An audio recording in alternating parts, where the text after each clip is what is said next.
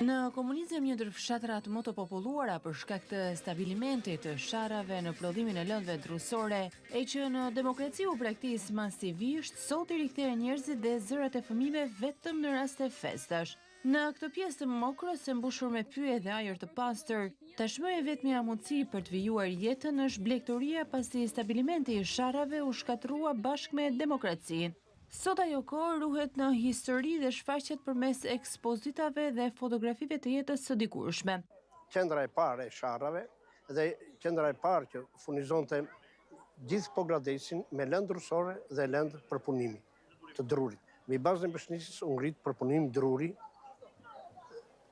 në Pogrades dhe më vonë mbi bazën e përpunimit drurit u krijuan tre ndërmarrje, përpunimi druri, shfrytëzimi pijor dhe sharra. Kjo është një ekspozitë e cila bëhet në kuadër edhe të festës së Bishnicës, një port ose një derë drejt pyllit. Është një ekspozitë e cila është fokusuar kryesisht në stabilimentin e sharrave.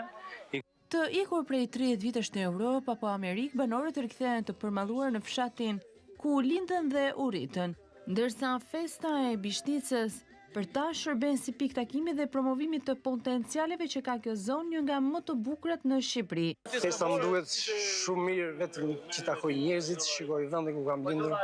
Jo fshatat e Mokrës, po gjithë Shqipëria, më mirë se Bishnica nuk është. Edhe nuk do të jetë. Ka mbajt industrinë e drurit, pa ka mbajt edhe me punësimin e vetë, u ka dhënë mirëqenie ekonomike vetë Mokrës, po edhe Shqipërisë. Bishnica është një ndër resurset më të mira që ka Shqipëria. Vitin e kaluar këtu u bë investim në rrugë dhe njerëzit kanë filluar të mendojnë rikthimin e tyre. Por asfaltimi i rrugës brenda Bishnicës u dha vend më të mundshme rikthimin edhe kthimin e kësaj zone në zonat më të mira të qarkut të Korçës. Bishnica, ose siç e quajnë banorët, e bukura e Mokrës, krahas natyrës ka përreth edhe shumë destinacione natyrore e kulturore, të cilat e bëjnë një zonë që jo vetëm duhet vizituar, por edhe të investohet në njësi shërbimi, pasi turistët polak, çek e gjerman në këtë zonë janë të përditshëm. Ndërsa festa e fshatit mbetet dita kur banorët mblidhen, takohen, kërcejnë dhe shijojnë gatimet e anvisave të Bishnicës.